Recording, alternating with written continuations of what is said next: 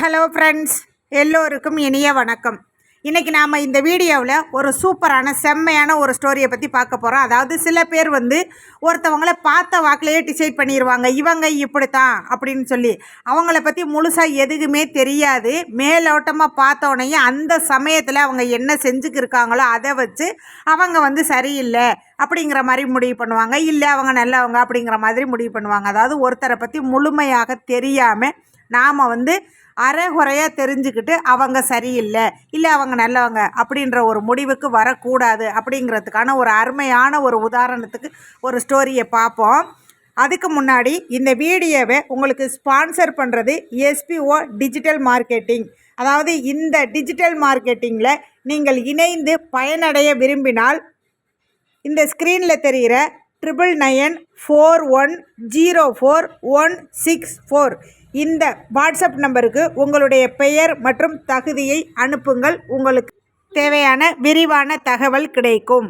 Skip பண்ணாதீங்க. பெரிய தப்பு. தினம் 300 ரூபாய் சம்பாதிக்க அரிய வாய்ப்பு. இன்ஸ்டாகிராம், ஃபேஸ்புக் பயன்படுத்த தெரிந்தால் போதும் content post and content publishing மூலமா தினம் 300 ரூபாய் சம்பாதிக்கலாம். இந்த வேலை செய்ய 5 நிமிடம் போதும். Work training support, group communication support, all language customer live chat support, முக்கியமா சொந்தமா ஒரு பிசினஸ் ஸ்டார்ட் பண்ற அளவுக்கு உங்களால கற்றுக்கொள்ளவும் முடியும், சம்பாதிக்கவும் முடியும். இந்த வேலை வாய்ப்பு வழங்குவது 5 வருடத்திற்கு மேல ரன் ஆகிட்டு இருக்க நம்ம தமிழ்நாட்டு company school of business organisation private limited. மேலும் விவரங்களுக்கு டிஸ்கிரிப்ஷன்ல கொடுத்திருக்க நம்பருக்கு வாட்ஸ்அப் பண்ணுங்க. ஒரு வீட்டில் ஒரு குழந்தை தன்னோட 2 கையிலையும் 2 ஆப்பிளை வச்சு அழகாக கடித்து சாப்பிட்டுட்ருக்கா. அவங்க அம்மா பார்க்குறாங்க. அவங்க அம்மா விளையாட்டுக்கிட்டு அந்த குழந்தைகிட்ட கேட்குறாங்க, எனக்கு ஒரு ஆப்பிள் தாடா தங்கம் அப்படின்னு கேட்குறாங்க. உடனே இந்த பாப்பா என்ன பண்ணுறா, ஒரு கையில் உள்ள ஆப்பிளை கடித்து சாப்பிட்டுட்டு இருந்தவ டக்குன்னு ஒரு கையில் உள்ள ஆப்பிளை சாப்பிட்டு இன்னொரு கையில் உள்ளதையும் கடிக்கிறா. அப்போ 2 கையில் உள்ள ஆப்பிளையும் இதில் ஒரு வாய் அதில் ஒரு வாய் கடிச்சிட்றா.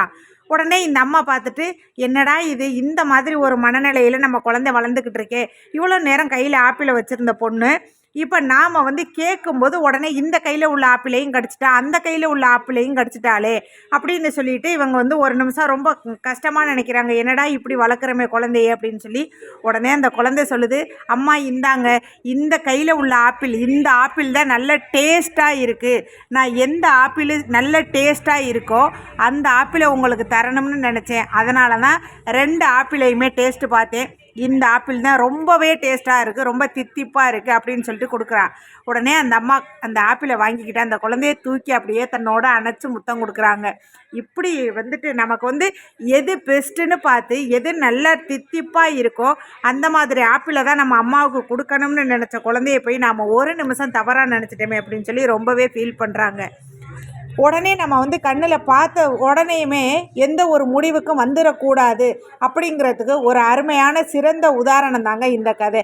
அந்த மாதிரி தான் நம்ம வெளியில் எங்கே போனாலும் சரி, இல்லை வீட்டிலே இருந்தாலும் சரி, நம்ம கண்ணில் பார்க்குறது எல்லாமே அந்த காலத்திலே சொல்லியிருக்காங்க, கண்ணால் பார்ப்பதும் பொய், காதால் கேட்பதும் பொய், தீர விசாரிப்பதே மெய்ன்னு சொல்லியிருக்காங்க.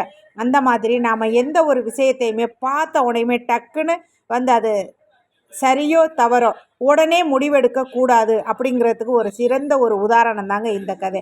ஓகே ஃப்ரெண்ட்ஸ், நம்ம சேனலை இது வரைக்கும் சப்ஸ்கிரைப் பண்ணாதவங்க சப்ஸ்கிரைப் பண்ணுங்கள், லைக் பண்ணுங்கள், ஷேர் பண்ணுங்கள்.